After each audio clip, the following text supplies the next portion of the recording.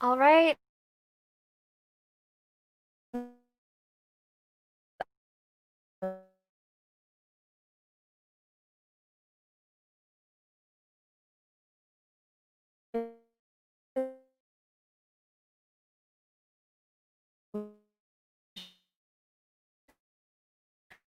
Experiencing a bit of lag on my end. Okay.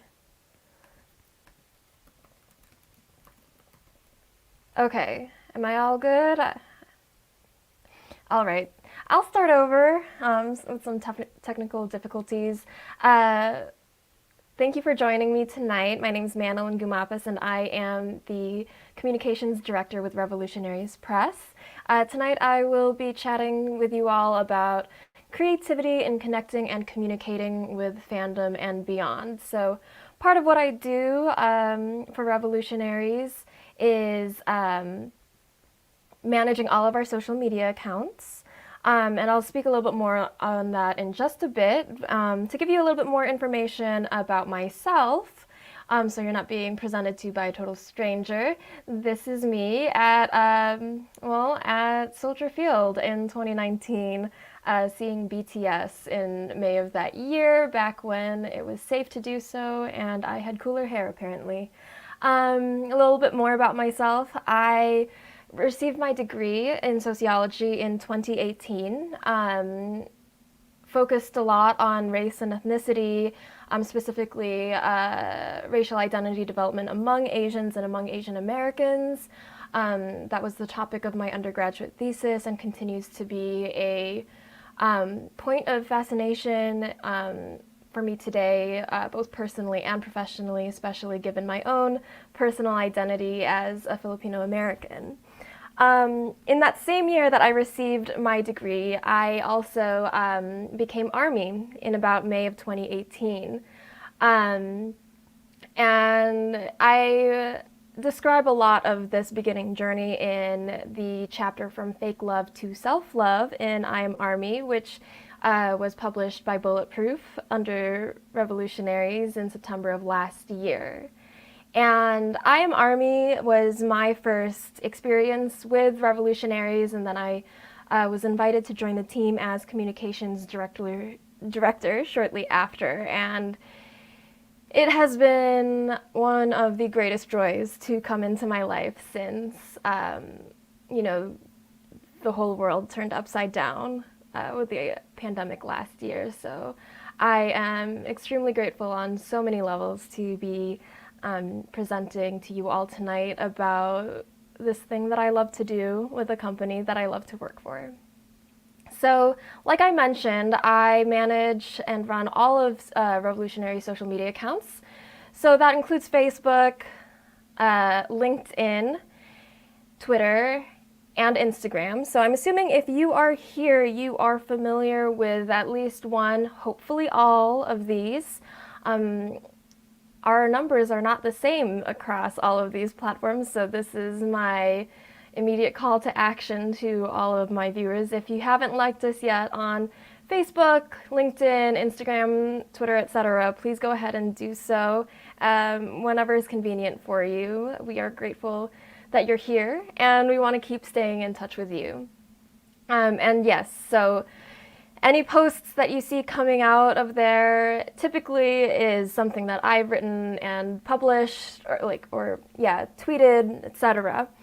In addition to Revolutionaries social media, these 4 screenshots that you see on this page, I also run the social media for our imprints, Bulletproof and Moonrise. So if you've tuned into any of the previous panels and events earlier this evening, you'll know that Bulletproof is our BTS specific imprint for both the discerning fan and curious onlooker, while Moonrise is all sorts of literary works just for uplifting the modern day revolutionary, and Revolutionaries itself is where we post all of our cross-genre works as well. So in this presentation tonight, tonight for me, what I'm going to be doing is walking you through a little bit of my approach to creating the voices behind these accounts, because it's not as simple as just hitting send on a tweet or an Instagram post, and that's something that we will be exploring here throughout my presentation. And of course, because my presentation is also titled Creativity in Communicating and Connecting with Fandom, that is specifically going to be the framework within which I discuss all of this, is through fandom, because Revolutionaries itself is situated within fandom, specifically the Army fandom. I myself have been so fandom oriented for as long as I can remember, whether that has been Sailor Moon and Harry Potter growing up, to Once Upon a Time and the Chronicles of Narnia on early 2010s Tumblr. I just find fandom communities a super fascinating area of study, hopefully. And maybe that's just the sociologist in me talking, but I've always just felt oriented towards building community in that way. And so to be able to apply that love and that passion and that enthusiasm that I've had all of my life now in this professional context as Revolutionaries communications director, again, such a great joy. I will probably be saying that a lot throughout this presentation. But also, I would like to mention, if you have any questions or comments or anything at all, I really want to encourage everyone who's tuned in to start that dialogue in the comments, wherever you're tuned in from. We will receive the comments here on our stream, and I'll be happy to answer any and all questions that you might have. And speaking of which, I actually really want you to interact right now, and I want to know where all of our viewers have first heard about Revolutionaries. For me, I'll talk a little bit while hopefully we get some interactions, engagements, people sharing. I found out about Revolutionaries on Twitter. So Twitter is largely where my fandom activity takes place now. And specifically within the K-pop community. I mentioned that I used to be on 2010's Tumblr, and that was kind of the realm of where I lived in terms of fandom beforehand. But it was in just about a year ago, almost to the day, that maybe give or take a month, that I first learned about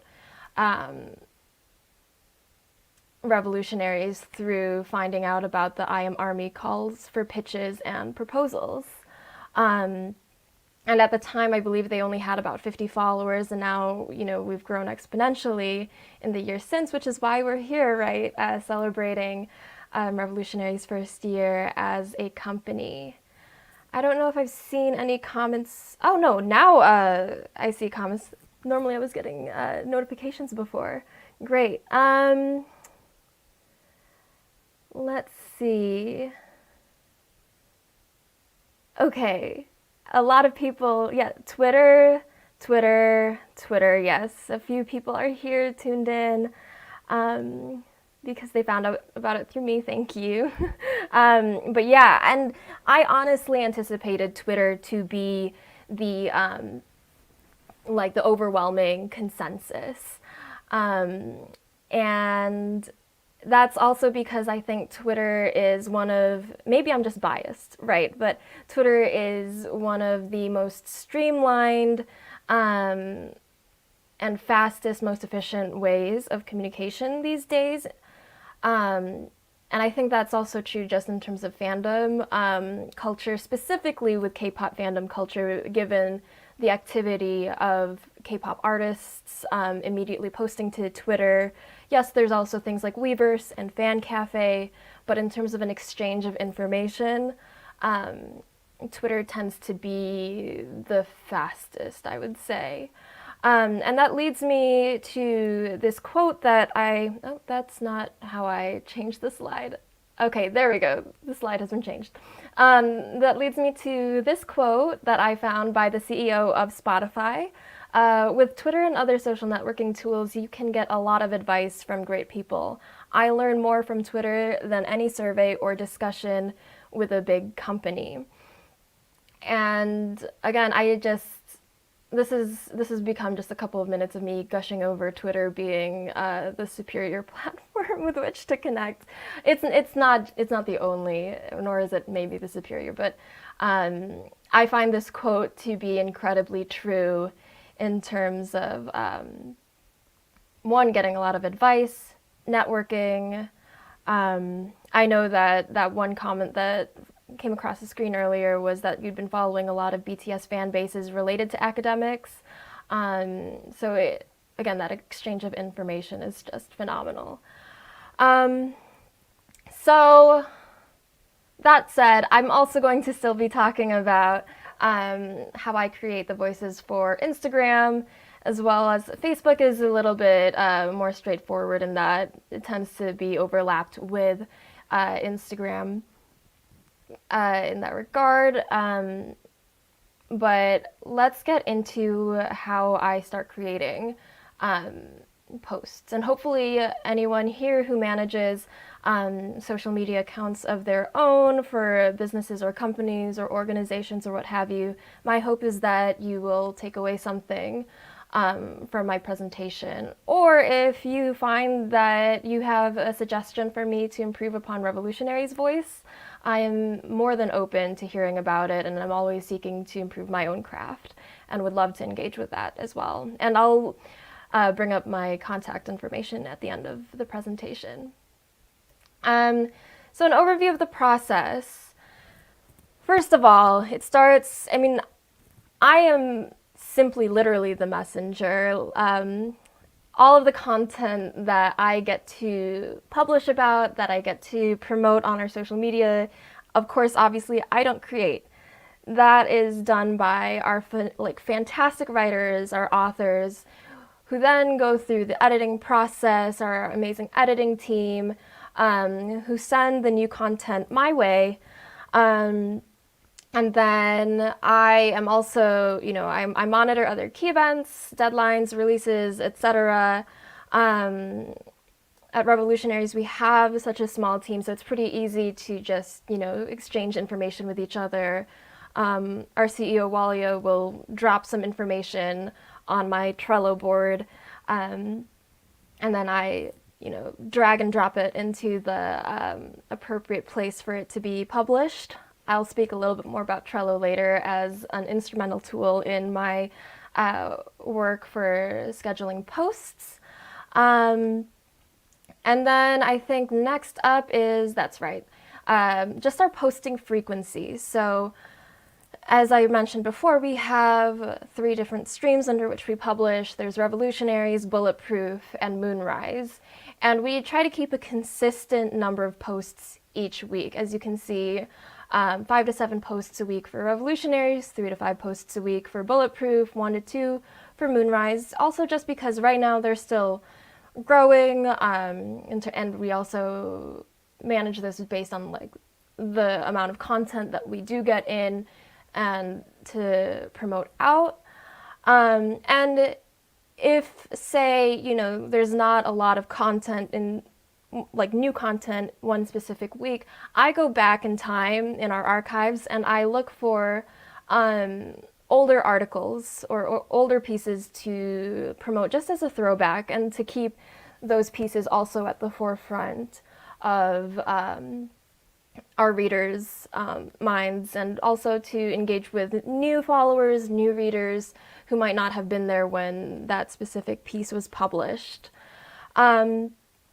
So this schedule is created week by week. I know that other organizations might do it even on a monthly basis. We do have a company-wide calendar to with a whole year view, monthly view, and we actually juxtapose it next to BTS's schedule. So there have been times where, in even just the past few months in September, oh, should we host this launch party on this day? No, we can't because B is coming out that weekend. Let's not do that, because if our key demographic is Army, no, like everyone's going to be focused on a comeback as opposed to what we might be doing. And that's not necessarily knocking us. It's again just knowing our audience. So I create the schedule in terms of what gets posted when, on Mondays, Tuesdays, Wednesdays, etc. Typically, we do this on Australian time and translated to Central Standard Time, which is my time zone. We post within the hours of about 7 to 10 p.m. And I think I've got a couple of bullet points. Coming up on that. So another thing that I do is we never post from multiple accounts at the same time. So say I would never schedule a tweet to go out from Moonrise at the same time as a tweet to go out from Bulletproof, like at 7 p.m. And I've never posted multiple things within 1 hour across all of our platforms. I mean, I don't fully understand the algorithms of these social media platforms, but I also know that they can be like a little tricky to navigate. So instead, what I tend to do, this is just an example, it might be different, but Moonrise at 7 p.m., Bulletproof at 8:30 p.m., Revolutionaries at 10 p.m. The scheduling feature on Twitter is a lifesaver. I do wish that Instagram had it, so if anyone here in the audience is in touch with anyone who is developing anything for Instagram, please tell them I really, really, really want a scheduling feature for Instagram. So let's see what's next. This is Trello. This is just a quick screenshot I took of just this week's schedule alone. I'm not giving away too many trade secrets here, I hope, but I know that my little presentation screen might be a little small, but Trello, if there's any social media managers in the audience right now, I would love to know what you use to plan out your schedules. This is what we do, and for me, it works. I can't imagine anything else. Because what's not listed here on the screen is a column that says like pending content to go out. And that's where the editing team, anyone else, they will just dump everything in a pending column. And then I get to drag and drop it to Monday, Tuesday, Wednesday, etc. Everything is color coded and labeled by, what platform will be posted on, and I will draft the tweet or the Instagram description or Facebook description inside each card and then post it, just copy and paste it on the day of. And that makes life kind of a breeze. So thank you, Trello. We love Trello at Revolutionaries. So next, in terms of tips for engaging or for developing an engaging voice, I have quite a few examples and screenshots of previous tweets that I have posted through the Revolutionaries accounts, but I'll list all of these first. So when I'm promoting an article or a poem on Moonrise, you name it, I will choose an excerpt or a summary to hook the audience in. More often times than not, it's going to be an excerpt because, the best person to describe that work is going to be the person themselves. I don't want to put words in that person's mouth. But yes, I'll use an excerpt just to really get the audience's attention, and thankfully with Twitter's character limit, there's only so much that you can write anyway. So hopefully my approach, is that, this sentence or two looks really cool. Let me click on this link that's attached to this tweet or this Instagram post and see what else it says. That's how I go about selecting my quote or two from a piece to promote. Hashtags and emojis are your best friends. I personally am a very visual person. Emojis can they can break up a lot of text, and hashtags are also easy to just keep everything in one place. Honestly, when I was creating this presentation, I was thanking past Manilyn for hashtagging things because I was able to find everything for the screenshots for this presentation today. And I mean, that's not exactly a universal application for hashtags. What would be more appropriate, right, is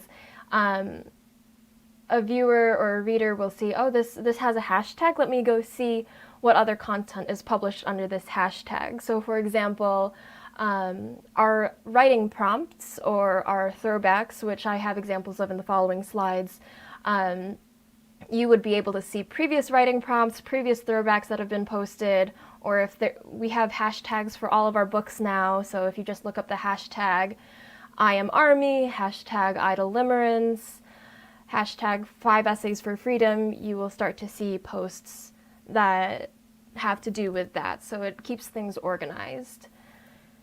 Know what your audience finds important. I will be talking about this a lot later in the presentation. I've already mentioned a lot about it in terms of just, knowing to navigate the other schedules that our audience as Army are preoccupied with.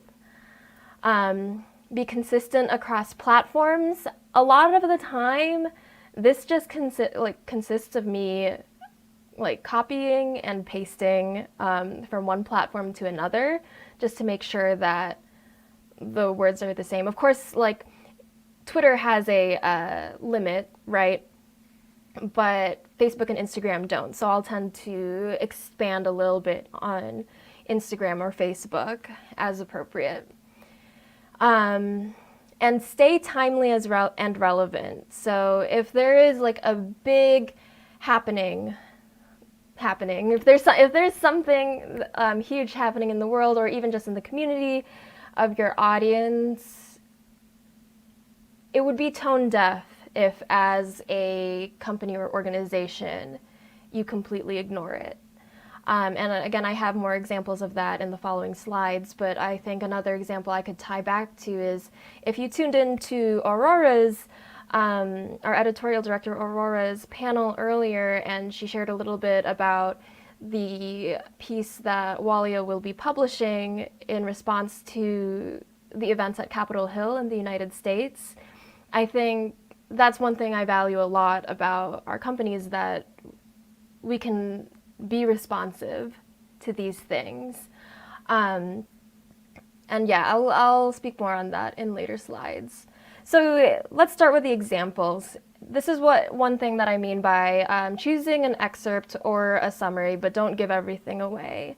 So I chose one of my favorite sentences from this really beautiful article by one of our first-time contributors. And yeah, I did offer a bit of description that the author offers a summary of why BTS's music is world-changing in her first article for Bulletproof, just so you know, as the reader, what you're going to be getting out of this article. Now, on our Instagram page, this is for the same article, we have a bit of a different look, and we actually share more of the excerpts. So if you scroll through this on Instagram, we post excerpts of the article just as a way to engage with different mediums across different platforms. So if this is a 10-tile slide, you can add each tile to your story, and that engages people visually in addition to it but in addition to it being a written article. Here's another example of choosing, I think, a line or two that really packs a punch.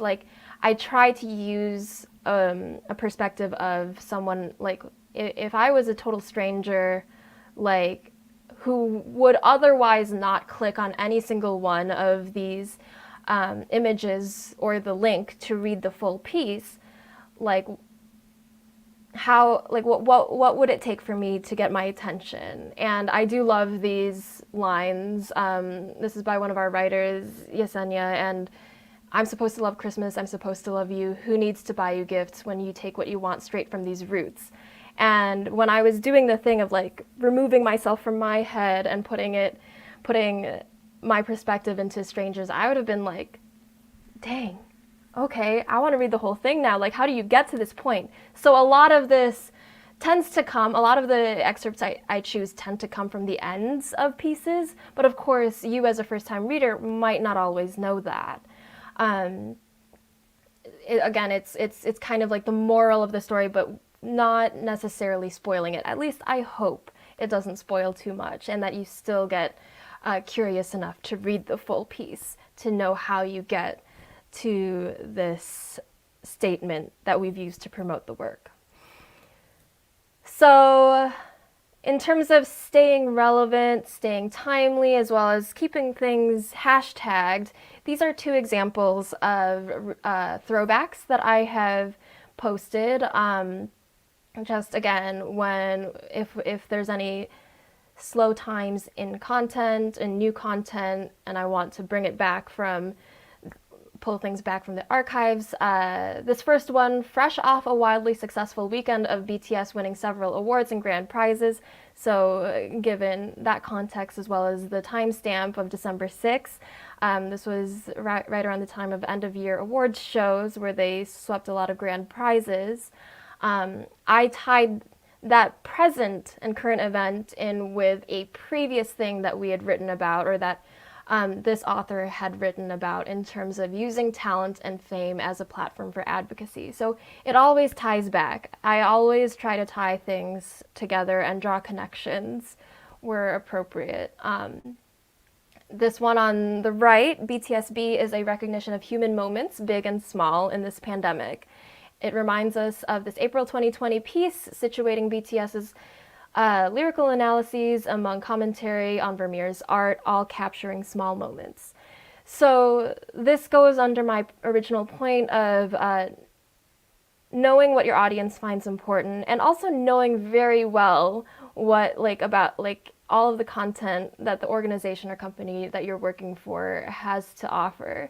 Because I don't think I would have known this had I not, gone back and read every single thing that our company has put out. So it requires maintaining a working knowledge of the organization that you work for sure. Here's an example of, again, hashtags with the REVOLT writing prompt and keeping things consistent over platforms. This is an example of one of our writing prompts that we posted on Revolutionaries. I know on Twitter, sometimes hashtags, especially if they're popular, will come up with these little icons next to them. And I decided, well, I know that we don't have that, so I'm just gonna make it myself. And I added the emoji right next to the hashtag. Again, just to break things up for the eyes a little bit. For me, it gives a little bit more of a sense of visual fun, but of course, obviously, don't overdo it. All things are good in moderation. Here are some more examples of when I've used emojis just sparingly. These were 2 recruitment calls. And I also, you can see, I break things up with line breaks, because as an active Twitter user myself, I try to think about what would get my attention, and if it's just a block of text, also in this day and age with a really short attention span across a large part of the population, I know that I personally tend to gloss over huge blocks of text. So here in both posts, you can see I've utilized line breaks, emojis, just to hopefully break it up for the eye a little bit more visually. Okay. forgot to have a good segue into this, but these next couple of slides are going to speak to my point about staying timely and relevant and knowing what your audience finds important. So for any Army, especially any Army who are active on Twitter, you might recall this from an incident in September when a UK public figure, Anne Hegarty, wrote this tweet, all this about a little Korean boy band that's fundamentally not important, and there was a huge uproar over her choice in words. I personally remember that day, and one, I was personally very annoyed that this person in the public sphere said something so unnecessary and patronizing and demeaning about our favorite boys, our favorite artists. And I remember being in conversation with Walia that day, like, okay, my blood is boiling. Honestly, I feel like we can get ourselves into this conversation as well.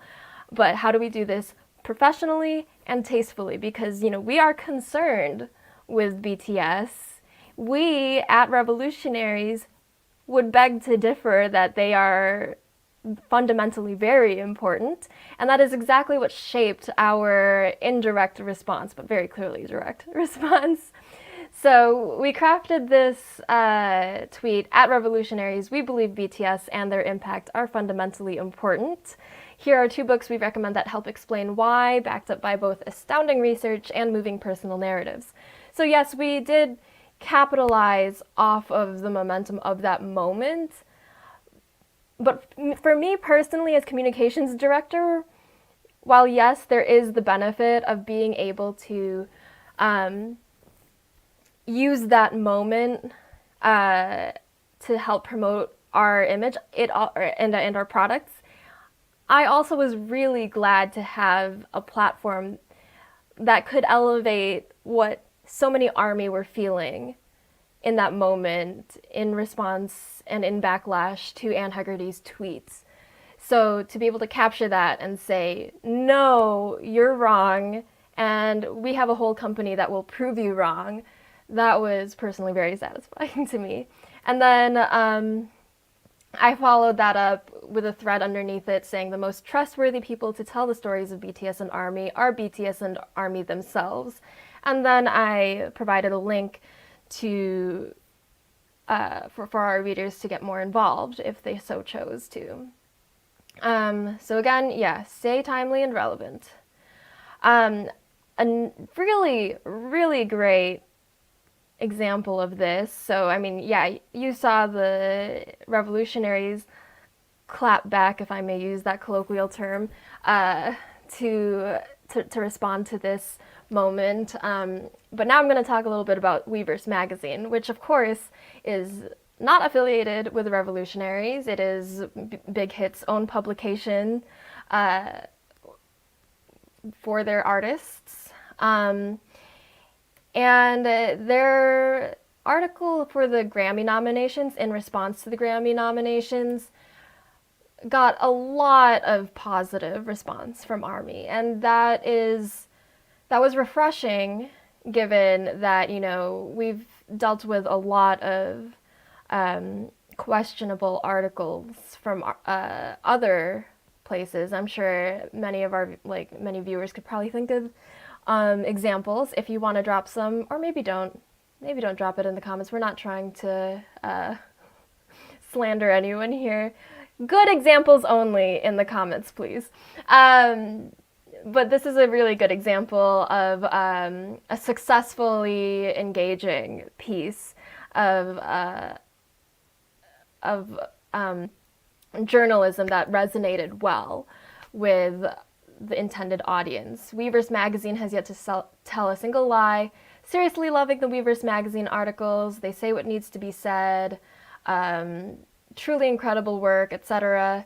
And then these next couple of tweets, I wonder where Big Hit labels got their Weverse magazine writers, because they're always on fire and accurate. I love them so much. And I am convinced that whoever is writing these Weavers magazine articles is an army or something, because every single time it's nothing but facts. And I think that speaks to the importance of having that insider knowledge of the audience you are trying to reach. I think that's also what makes Revolutionaries what we are, in terms of being able to produce content that reaches so many army, because so much of our team is built and made up of army ourselves. Again, that idea that we are so situated within the army fandom and we are so led by BTS and army's values of love, ideally that's what comes out in our work, and that's what hopefully comes out in any single one of the posts, that this content is written by like for the audience, by people of the audience itself, if that makes sense. So yeah, that just all summarized: know your audience and know them well. An example of how to not do things and to not how to poorly connect with your audience, or lay it on too thick, is what I've seen corporations doing in this past year, especially since the pandemic hit, where there is such a disconnect between the people who are trying to engage with the audience and the audience themselves. So these two memes I found, I think, capture that disconnect.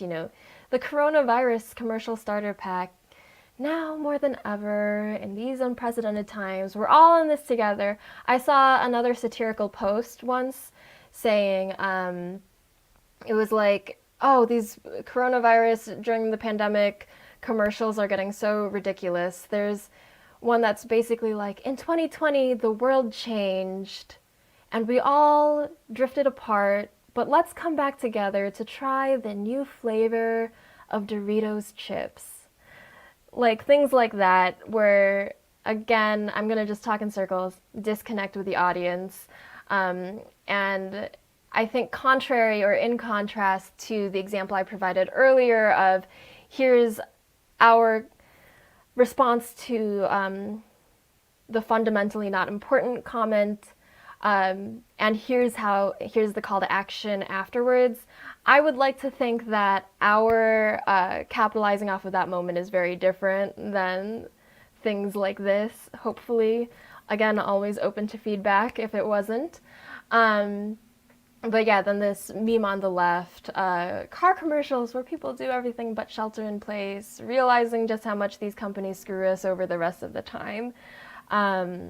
Again, just know your audience. And hopefully, I'm hoping all of these corporations and organizations have seen feedback posts like this, and are, adjusting their promotional plans accordingly. Because if your audience is thinking critically like this and criticizing you, you got to do something different, hopefully. Yeah, stay timely and relevant, but don't lay it on too thick. And then one next piece that I wanted to mention, it's not just about, the voice of the professional accounts. It's also about you and your personal efforts too. At least that's how I see it. I think part of the reason that Revolutionaries is so fun and so rewarding to work for is that it combines both my personal and professional lives in a way that doesn't feel unhealthy, not like those people who they can't leave their work at work or anything. For me, one, it doesn't feel like work because, again, I'm so situated in fandom myself as a personal individual that to manage the social media for a company situated in fandom, it's just integrated so well into my life. That was already the lifestyle that it was. So with my personal accounts, I have also tried to just integrate a little bit of that. On Twitter, here's an example of a very recent example from just the other day of a tweet of mine on my Stan account that got upwards of a couple engagements, a little bit more than I had expected for something like this. Please laugh. I found this very funny. I hope you find it funny too. If you don't laugh, that's fine. But so when I saw the engagements on this going upwards a bit, I did what I've seen countless others do on Twitter, which is when a tweet starts to go viral, they promote something underneath it. And I couldn't help but say, well, I mean, it was a BTS related tweet. Here's something that is also related to BTS that's happening. And I wonder if anyone in the audience right now happened to tune in because of this post. I don't know. Maybe we'll never know. But this is an example of how I have integrated doing promo into my personal life because I'm not just going to leave the efforts on that professional business account if I can help it. Like if I know that I have a platform of my own and I care about something, I'm going to post about it. So another example of what I did on my personal account, just in an effort to promote what's going on, I did my nails to look like the REVOLT FESTA colors, and I made sure to, if you can see here, yeah, I made sure to tell a little bit more about what was going on this weekend. So it's not necessarily just about, you know, the professional tweets, because if it was just about professional posts, then no one would get anywhere. I think a lot about fandom, I've observed with fandom, like, I wouldn't know about half of the groups and artists in the K-pop industry these days if I didn't see an edit of them floating around my newsfeed or timeline. I think, and this draws back to what Wally was saying in her presentation about co-creating with BTS, the idea that we co-create, like, I'm losing my train of thought. There's also a level of co-creation between, say, company and reader or follower, or artist and follower. Like, I think the example that Wally used was fan art. You know, there's an artist out there who sees, who wants to paint a picture of BTS themselves. That's a whole new piece of art that was created because that fan was inspired by this artist. What I'm trying to get at is that there's like this like third ground or extra level in between one entity and the other, and hopefully it makes sense that like posts like this where it's the personal trying to promote falls in there as well, because we can't, companies would not flourish if it wasn't also for the readers or the people who engage with their media. So I guess here I was both acting as communications director, but also as a participant of Revolutionaries. Oh, I hope that made sense. But looking ahead, there are some things that I want to implement with Revolutionaries as communications director, which is paying attention to platforms outside of Facebook, Twitter, and Instagram. Obviously, my presentation was very focused on these platforms, especially Twitter, but I really want to look more at what ARMY and our target demographics are saying on platforms like Reddit or Quora or TikTok even. There was one time, a friend of mine sent me a TikTok of this person with an anthropology degree who was an ARMY who said, why aren't there books written about the Army identity. And I was really glad she sent me that TikTok because I slid into those comments so fast talking about revolutionaries and what we do, and especially titles that were related to what she said in the TikTok. And I think that story is also an example of, again, how this integrates with my personal life. You know, living on these social media platforms makes it really easy for me to integrate talking about work on them when it's relevant. If anyone else has any suggestions of where I could look to continue engaging with Army or otherwise, again, very open to suggestions. I also want to start using Google Analytics more, just to track engagements. That's not something I have been doing in the past couple of months since becoming communications director, but I definitely want to take a look at our engagements and seeing what the trends are. I think it seems to be a very good tool for any social media manager. And then expanding the communications team. I would be remiss if I didn't talk about how we are going to be expanding our, like, my team actually. So if you want to be a part of my team and work with me and the chaos that I can bring, please don't hesitate to reach out. We are looking for a community engagement manager, as well as the Revolt Book Club coordinator, who will be helping run our Discord server.